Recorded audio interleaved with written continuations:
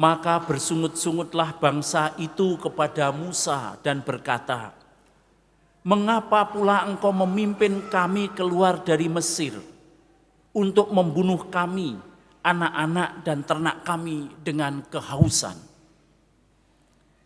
Adik-adik, orang-orang muda, Bapak Ibu, saudara-saudari sekalian, di banyak gereja sudah diulas mengenai perjumpaan Yesus dengan perempuan Samaria ini, yang memang merupakan peristiwa yang sangat indah untuk melihat perkembangan perjalanan rohani perempuan itu.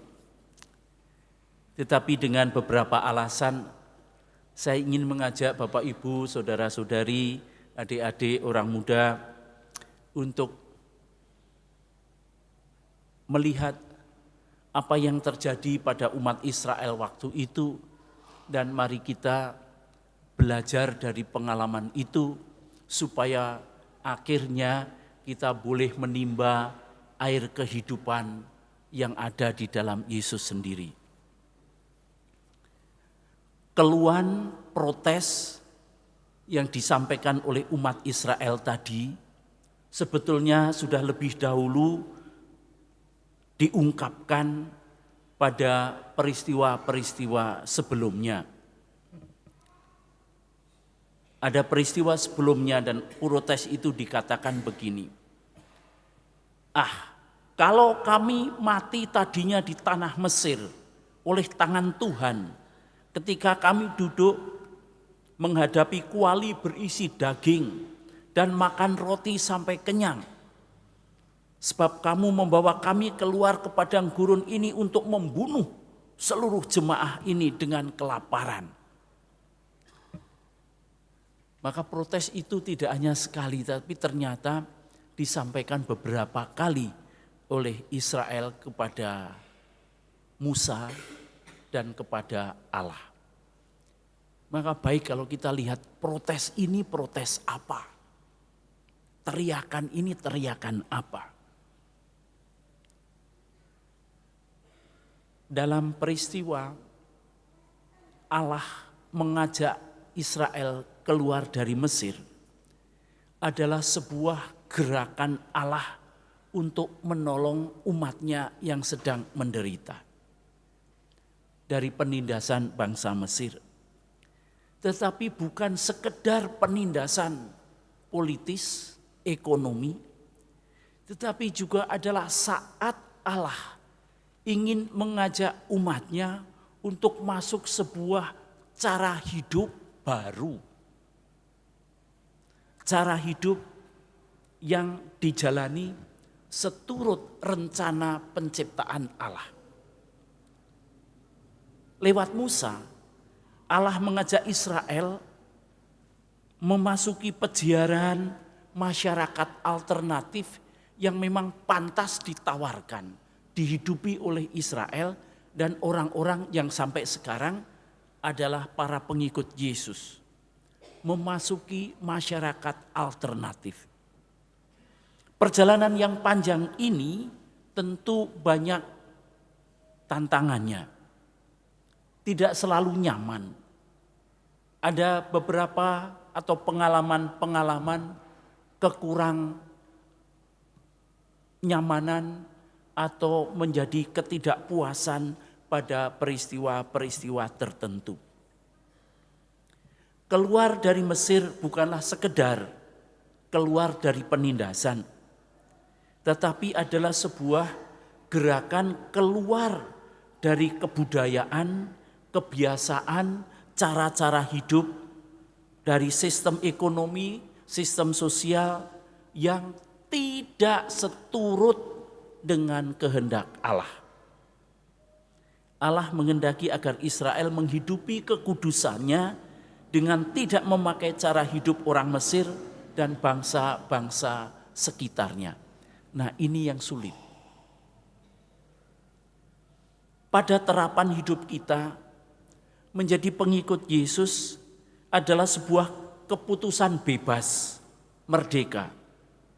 Kita juga perlu dengan sadar meninggalkan cara-cara hidup kebudayaan-kebudayaan, kebiasaan-kebiasaan, sistem-sistem yang tidak cocok dengan Injil.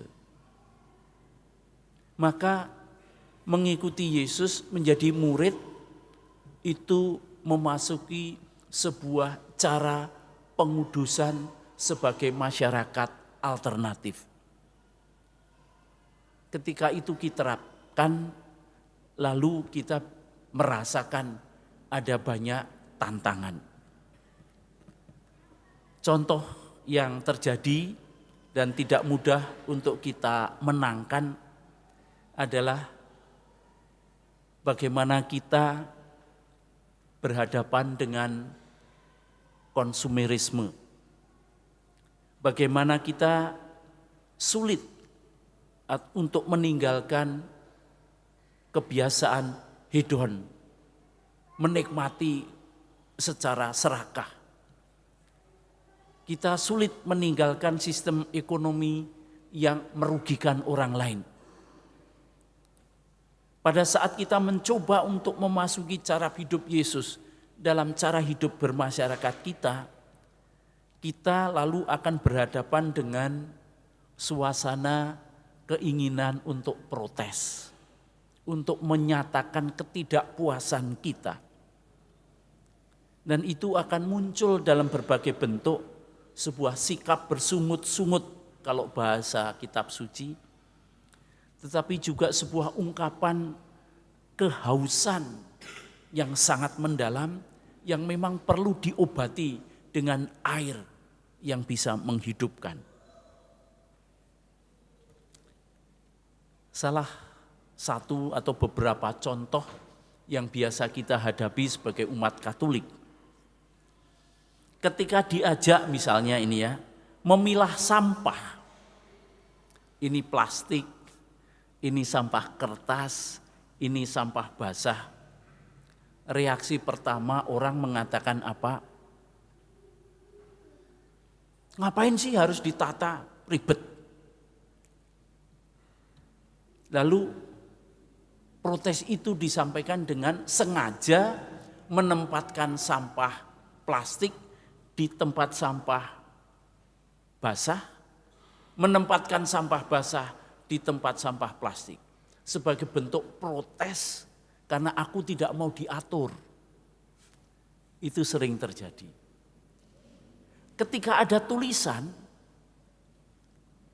ya kita semua bukan orang buta huruf ya, bisa membaca, tapi tidak dimasukkan di dalam mata, hati dan tangan. Ketika diajak tertib administrasi, misalnya kasus biduk gitu ya, supaya ada kakak yang benar, seseorang Katolik tercatat pada paroki tertentu, orang ngomel, marah. Ngapain sih menjadi anggota gereja itu ribet, administrasi saja berbelit-belit. Jadi keinginan untuk protes itu sebuah ungkapan yang ternyata mengandung ketidakberesan dari dirinya sendiri. Bahasa kitab suci mengatakan ada kehausan yang serius di sana. Ketika diajak untuk solider memakai tempat duduk supaya dipakai oleh orang lain, bukan sebagai tempat meletakkan tas, ketika aser atau sora atau kelompok mana mengajak ayo tempat duduknya dipakai untuk orang, reaksinya protes. Emangnya nggak boleh menaruh tas di sini? Ini kan gereja kita bersama. Jadi ada macam-macam cara-cara protes, bentuk-bentuk bersungut-sungut yang menampilkan kehausan yang sangat serius yang perlu kita sikapi bersama.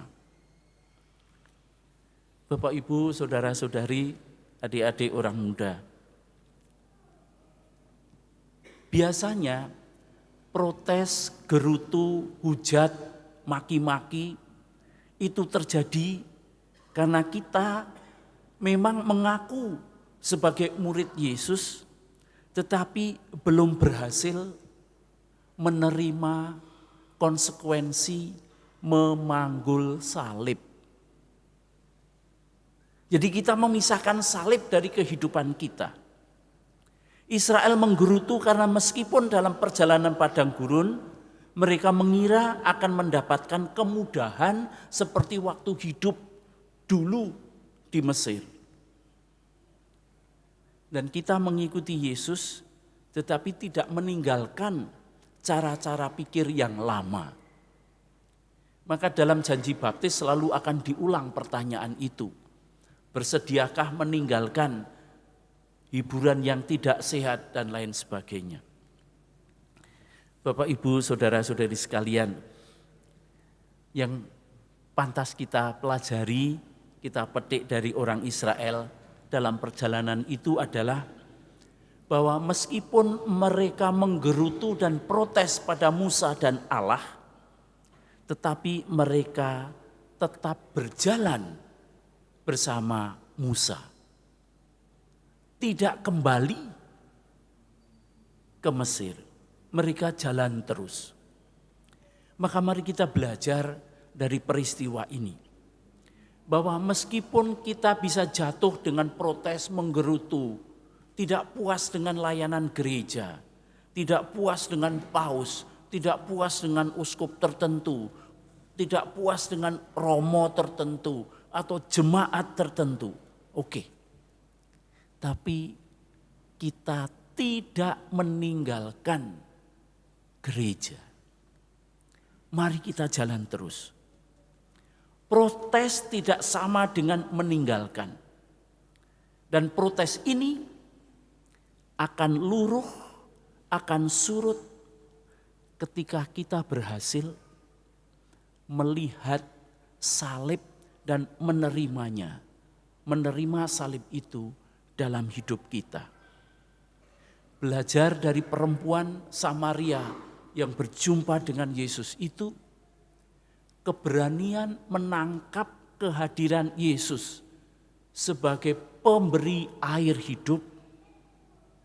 Mari kita belajar pula menemukan yang menjadi kehausan paling dalam diri kita itu apa. Dan marilah kita terbuka agar kekeringan, kehausan jiwa kita itu ditetesi oleh air kehidupan Yesus sehingga kita bisa berjalan, terus berjalan bersama gereja dan Yesus.